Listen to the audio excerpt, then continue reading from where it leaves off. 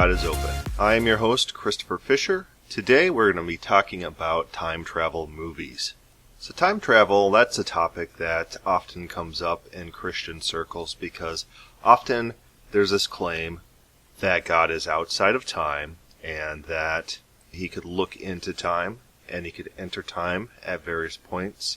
He knows the future before the future happens, and he's able to do things based on that knowledge of the future.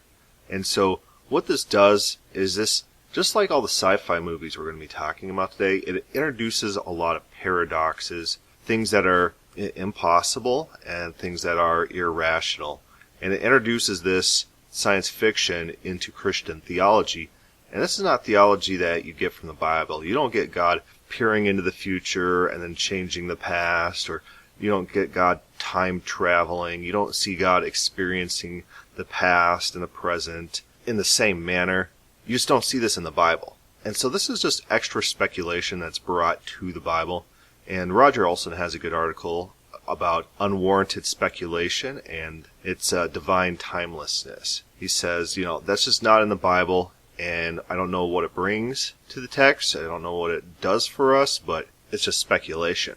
So I'm a big fan of sci-fi movies, and if you're big on not having spoilers, probably this is not the episode for you, because a lot of these sci-fi movies that depend on time travel have these little twists in them where, they reveal these how things work, and then the audience is all has to think about it for a while, and that's the big thing that it leads up to. So there's going to be plenty of spoilers in this episode.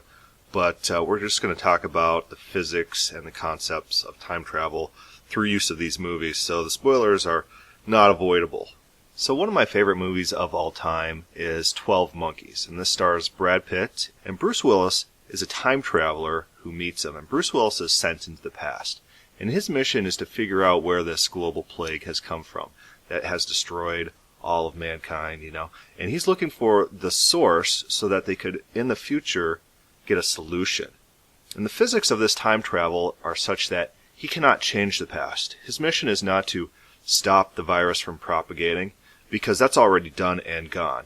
And in this time travel physics, you cannot change the past. It just can't happen. And so what they're trying to do is get things from the past to help them in the future. This movie plays really heavily on the Cassandra Paradox. And this Cassandra Paradox is a Greek paradox in which there's a woman who's able to predict the future and warn people about what's happening, and no one believes her. And true to that nature, Bruce Willis, when he first goes back in time, he is instantly committed to an insane asylum.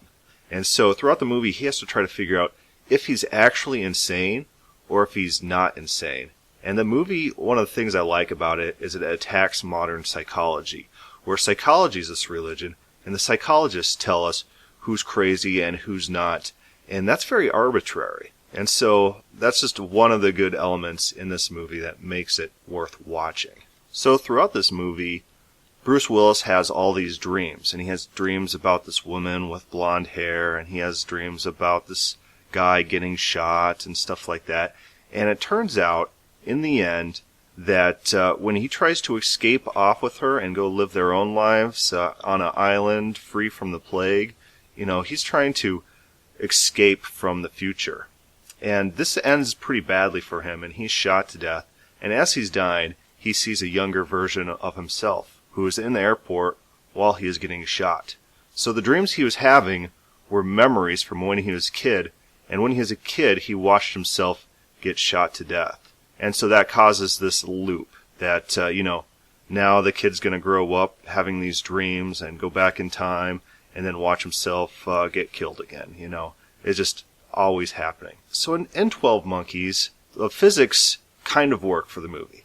Time travel is not very precise. So you can't just load up a certain time frame with a bunch of people, because when you're sending someone back in time, they might just go anywhere. And this is how you avoid people being sent back on top of each other and just loading up the past with a whole bunch of time travelers trying to do stuff, It doesn't work like that because just the mechanics of sending people back in time are imprecise, and you could get around that contradiction in this loop that's being caused.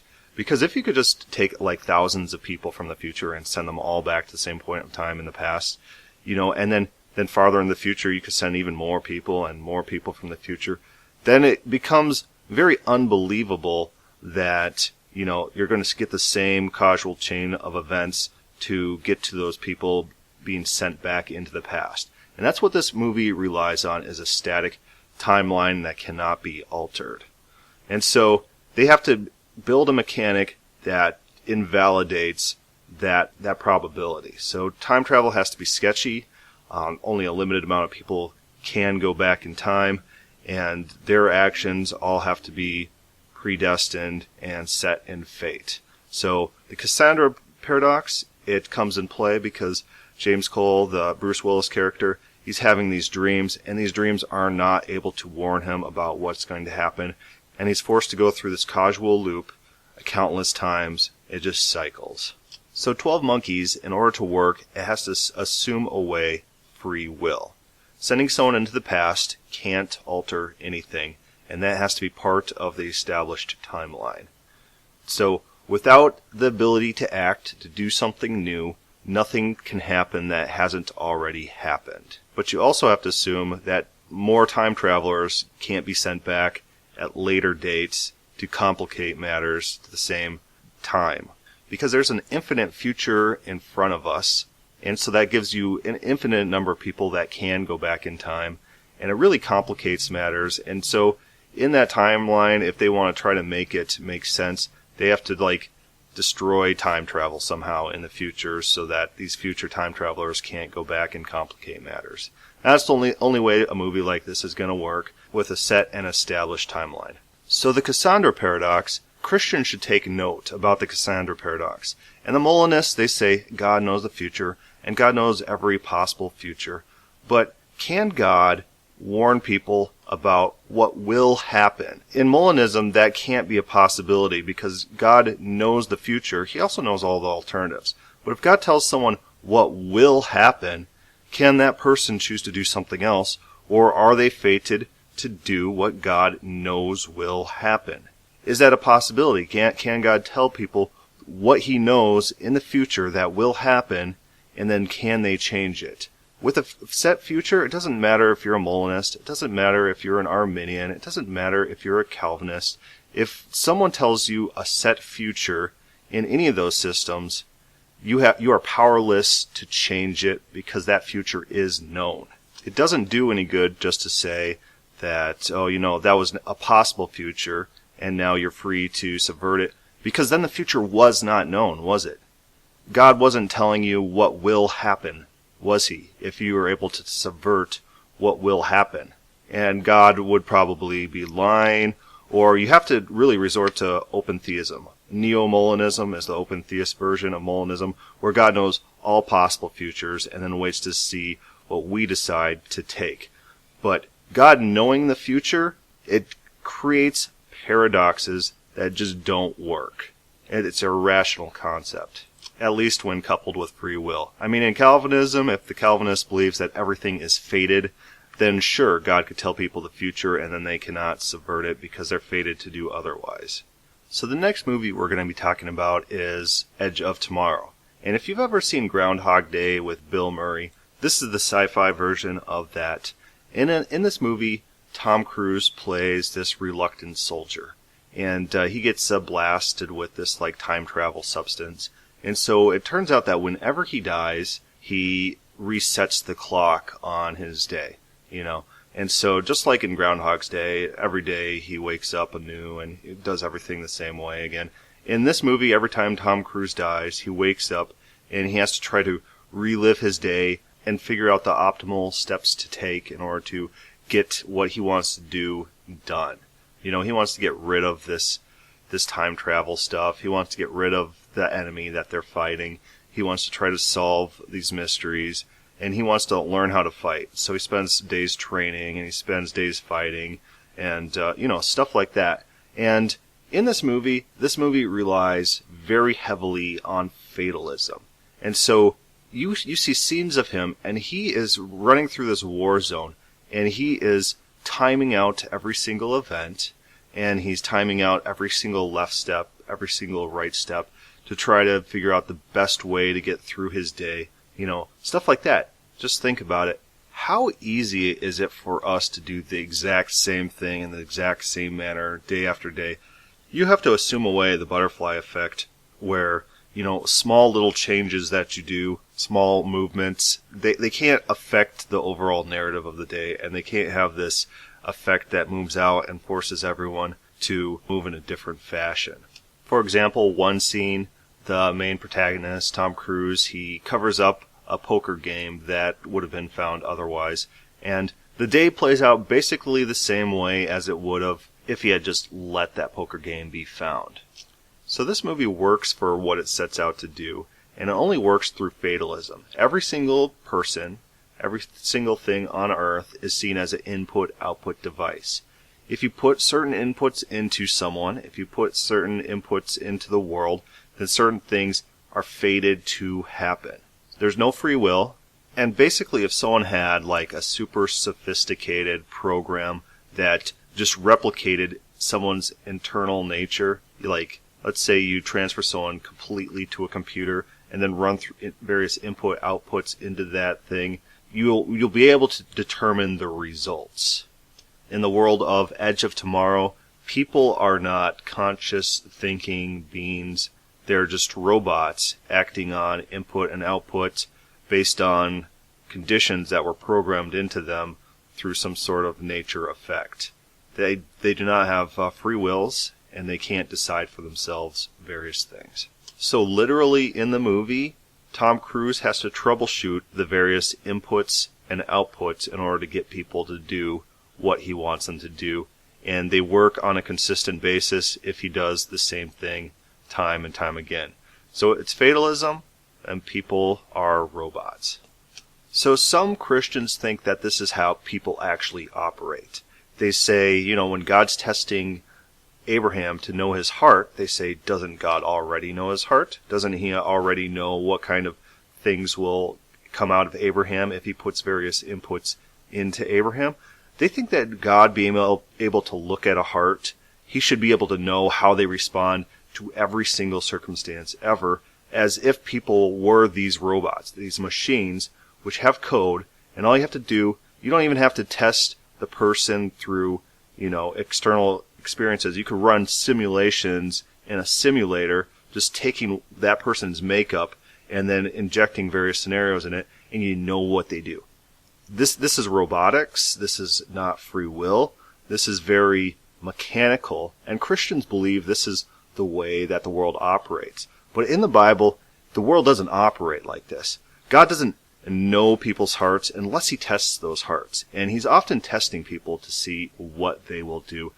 King David says, "Test me and know my heart." King David is not under the assumption that God meticulously looks into our hearts and knows all the programming, coding, and stuff like that, and knows how we're going to respond to every single situation. And the normal biblical idea is that God injects tests. So in Deuteronomy, we come across this verse in Deuteronomy 8:2. "And you shall remember the whole way that the Lord your God has led you these 40 years in the wilderness, that he might humble you, to testing you, to know what was in your heart, whether you would keep his commandments or not." It's not a foregone conclusion what people are going to do, even by just looking at their current state of being. That's not something that the Bible endorses as reality. It's something that Christians impose into the Bible based on this faulty understanding of human nature and how hearts operate. But it's not a biblical understanding. It's not a Jewish understanding. It's just modern science fiction. So the next movie we're going to talk about is called Predestination. And there's some adult themes in this movie, so take care when you're watching it. Just keep that in mind. And I'm going to super spoil that movie right now. The entire movie is about this person, and this person is able to impregnate themselves and then give birth to themselves. So it gives a whole new meaning to "I'm my own grandpa." But this movie's about a paradox.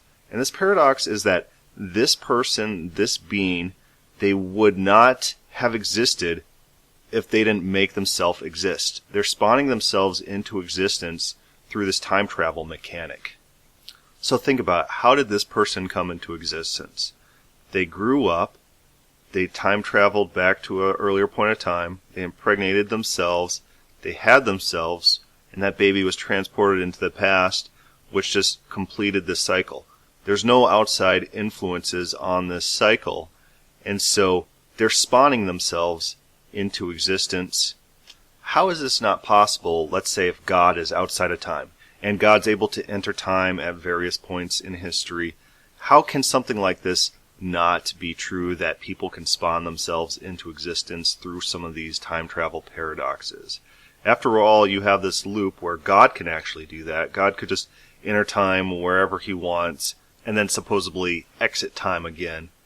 God could create all sorts of these time travel paradoxes if he wants, where things or events are spawning themselves.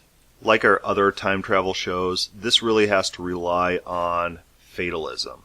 The person who's time traveling has to always decide in the same manner to complete the loop, or otherwise the loop doesn't complete and the things don't happen and the paradox is broken.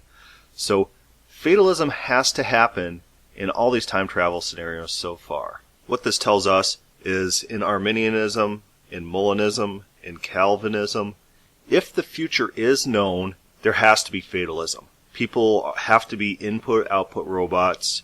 Their decisions have to be a function of the inputs upon them. They have no free choice, and they can't do otherwise than what the conditions and events impose upon them. Molinism was really invented to try to get around this problem that fatalism must be necessary, and in Molinism, they suggest that God knows all possible futures and what everyone's going to do in every situation, something like that. But if God does know the future, if he knows which routes are going to be taken, this implies input-output on these robot creatures, that the future can be known. Just saying that God knows possibilities of what would happen in certain circumstances if people took certain choices, that does not work, because that does not solve the paradoxes that knowing the future brings to the present. If the future is known, fatalism is true. One last note that we need to make about this movie is just the concept that individuals can time travel and spawn upon themselves. Like, this person is time traveling back into a time that they already exist, and they're meeting themselves and interacting with themselves. Now, those who believe in an eternal now or a divine timelessness, something like that, they believe that God can enter time. And so God is able to interject himself in time and pick where he wants to go. Here's the problem with that. It's kind of paradoxical. So if God interjects himself in time on a Monday and then interjects himself in time on a Tuesday, then can himself from the Monday then meet himself on the Tuesday? You get these weird concepts where these creatures, they spawn upon themselves and create multiple copies of themselves just because you're dealing with pliable time frames. So that is a question to the advocates of divine timelessness. What happens if God enters time on that Monday and then enters time on that Tuesday, because he gets to decide when to enter time? Can Jesus then meet himself? Is there two Jesuses running around? How does that work? And there's so many logical paradoxes and inconsistencies and just ridiculousness about time travel. And this is just the tip of the iceberg. There's all sorts of other problems that can be occurring due to these events that relapse onto themselves, and they can create paradoxical loops, stuff like that. And this is what they have to maintain, that these things are possible, or they have to explain how these things can work in order to maintain that there's any sort of concept of divine timelessness. They prefer to let all these questions go unanswered, and they prefer a simplistic vision of timelessness, and where God enters history at one point in time, and you don't have these causal loops, or the causal loops are hidden in the events of the Bible where you can't really detect them, and they don't want to just think about what the problems are that are spawned by this. Of course, in the Bible, in the actual Bible, when God makes a prophecy, it's usually in the form of a warning, and usually the purpose of a prophecy is to avert that prophecy. So when God says to Nineveh, 40 days and you're going to be overthrown, this is not like a prediction of the future. This is not based on future foreknowledge. what it is a divine judgment, and a judgment God would rather not do. And so if Nineveh had stayed wicked, God would have destroyed them. It would have been a future fulfilled prophecy, but they repented. And so the prophecy was averted, and it was changed based on the actions of people. Because God gave them an insight into the future, and they were able to use that insight into the future to affect their present actions. You don't get a sense of timelessness. You don't get a sense of fatalism. People are not input-output robots, not in the Bible. Instead, people are able to act dynamically in response to situations as they arise. So the next movie we're going to talk about is Donnie Darko. And now this is an older one. It's one of my favorite movies. It's a great movie, and it's all about this concept of time where there's these worms, these four-dimensional worms that's how reality is presented. Whereas we're not living in the current moment, but all moments are strung out in this four-dimensional time. And we'll let William Lane Craig talk about this a little bit, and we'll see what he thinks about this worm theory before we talk about the movie. Dear Dr. Craig, according to the space-time interpretation of Einsteinian relativity, all objects, supposedly, exist as four-dimensional world tubes in space-time. Presumably, these world tubes are static, because I don't think Einsteinian relativity makes provision for their movement. The question then is, how do four-dimensional world tubes, which are static in spacetime, give rise to what we observe as relative motion?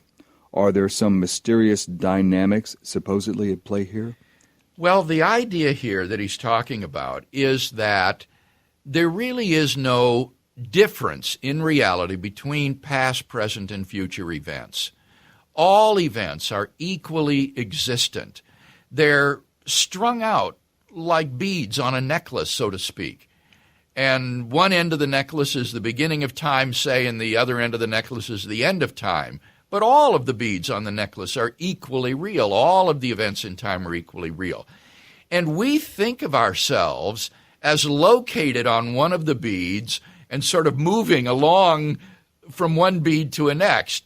And the view here on a four-dimensionalist view is that that's an illusion of human consciousness, that this feeling of dynamic movement is simply an illusion of the human brain. In fact, we are, as he say, just four-dimensional space-time worms who are strung out for some finite duration or distance, rather, along the necklace of events. And the idea that there is a privilege now or present, or the idea that we're moving along the series of events, is simply an illusion. I've never heard it referred to as world tubes. No, I haven't either, frankly. It's usually world lines or space-time worms. Yeah. But I think you get the idea of what he's saying, so long as you don't think they're hollow. It's not like we're soda straws that are strung out in time. And I don't think that's what he meant. Well, I was just thinking of my daughter's hamster cage. That's what it sounded like, kind of a world of tubes there. So what we gain from this idea is a common illustration of how time works.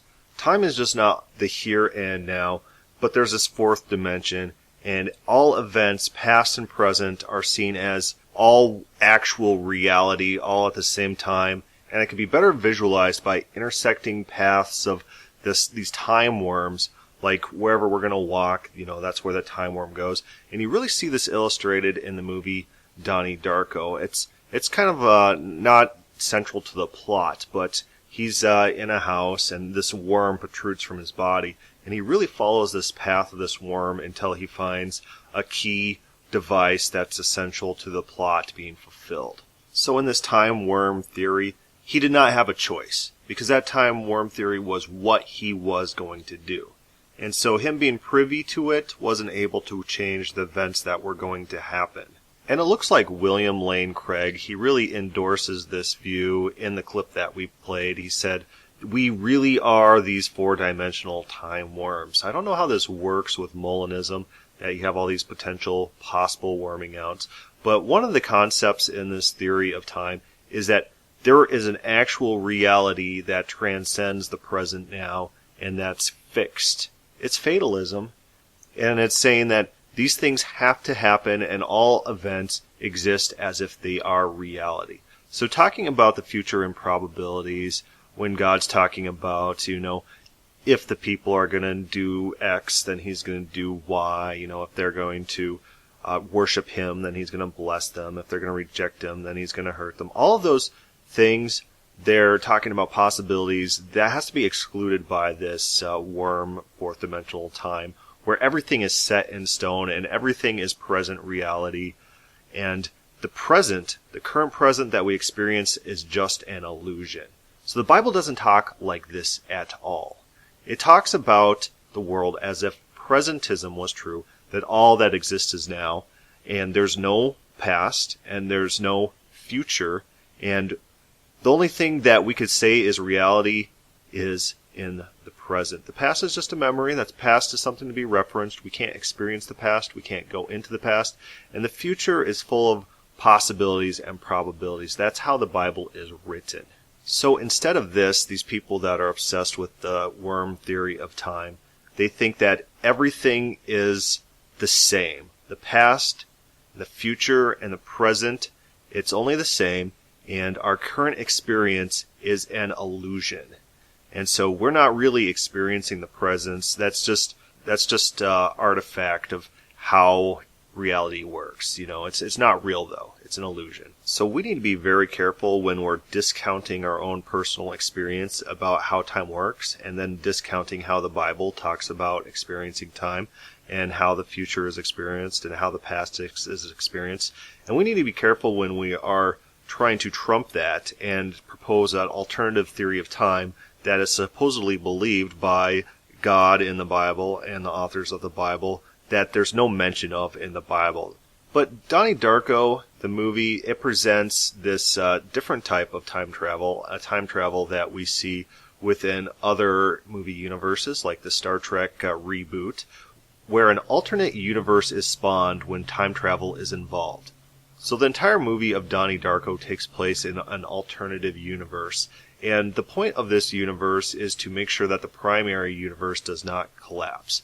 And so the goal of a lot of the protagonists, the people who have died in the alternate universe, they're trying to guide our protagonist into saving the primary universe by sending an object back in time. But it's not really like back in time, because the present universe did not occur yet, and we're only experiencing the events in the alternative universe. So he needs to take this object and send it back to the primary universe at the point where that object was leaving that universe. And that's how a lot of movies get around time travel. When they time travel, they're not actually affecting the current timeline. They're spawning alternative universes, and those timelines are being affected. That way you avoid a lot of the paradoxes of going back in time and undoing events. You can't time travel and go kill your mom who's going to give birth to you, and thus invalidating your own existence, because you're coming from an alternate universe where your mom did have you to the other universe where she didn't have you yet, and you're killing that universe's birthing of you. So the alternative universe time travel stuff, that makes a lot more sense logistically in how that works. And that does not have to introduce fatalism into the mix, as all these other time travel movies have to in order to make logical sense. But none of these Christians who want to introduce timelessness into the biblical model, none of them want to propose this non-timeless factor where alternative universes are spawned when time travel is attempted, where timelessness is attempted. They want some sort of present reality with our current timeline being unchanged and interaction with a timeless God. It just doesn't make sense. It doesn't make logical sense. It doesn't have any mechanics of how it could work. And they say that God enters time. How does God enter time? How does a timeless, immutable, simple, pure aseity being enter time? It's just not logically conceivable. And so the entire timeless claim, it breaks down logically when examined. It doesn't make any sense. And all these time travel movies, they really illustrate the problems with time travel and how they are trying to force this time travel to operate in order that their movie stays logically coherent. It's just a really hard thing to do, and time travel movies often break down logically in how they operate. So today's episode was a little bit different. I hope you guys enjoyed it. If you have any comments, you could comment on the God is Open website or our companion Facebook group page, God is Open. Thank you for listening.